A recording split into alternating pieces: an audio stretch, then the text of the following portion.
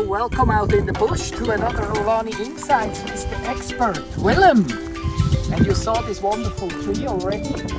Maybe you know it already, but Willem, what is that? So this is our beautiful tree that we have. It's a very iconic tree to not just South Africa, but for all of Africa as well. It's also the famous tree that makes our Amarula liqueur that we enjoy. Okay, but this vlog is not about the marula tree. We have had lots of information, but what we noticed when we were just driving past is that the bark of the tree, it does not look like it is in the best condition. So Willem, what happened here with that tree?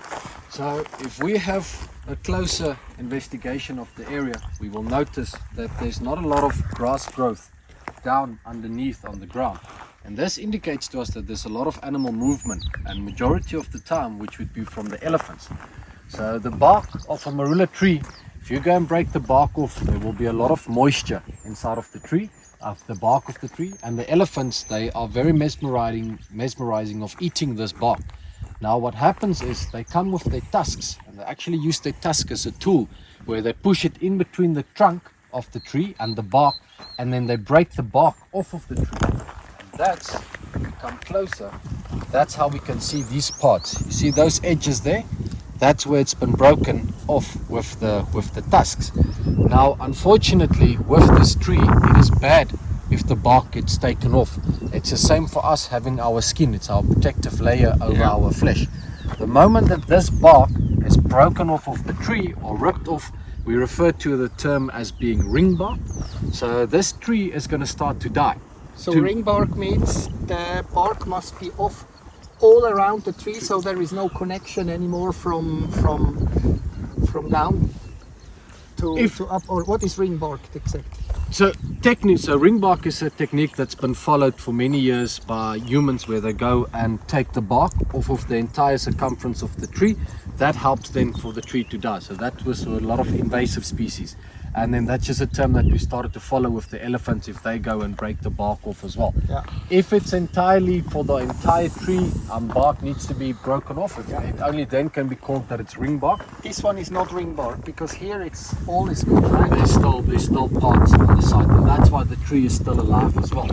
If this entire bark is taken off right around the circumference of the tree, then this tree is going to start to die from the top down to the bottom. And the reason why it will die is, so once the nutrients are sucked up from the ground by the roots, from the roots it goes to the bark, and then from the bark it goes up to the branches and the leaves. But the moment that the bark is not there, those nutrients cannot flow anymore. But they only flow through the bark, not through the inner of the tree, only from here. It goes from the bark. So what you will see is, if you go and look at closer pictures on the internet of hand sketch drawers, underneath the bark it's almost as if there's veins that runs with the trunk, and it goes from the bark with those veins, and then it goes upwards. And then also what causes the tree to die, so for example this piece here, this is an area of the tree that's already dead. Now it's not resistant to insects anymore. So then a lot of times what happens is your insects, like your termites, they start to infiltrate the trunk of the tree.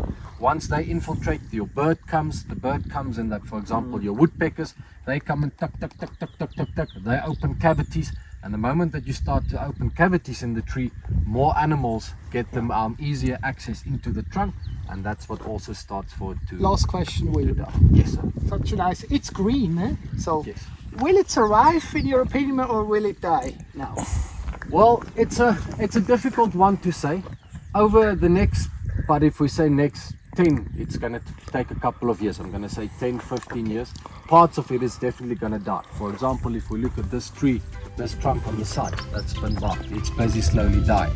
So with that, there is a possibility that it might. Okay, let's make a tree thing.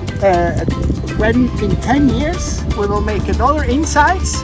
And Willie is an old man then, like I am, and we stand here and we show you what happened to that tree, Agreed?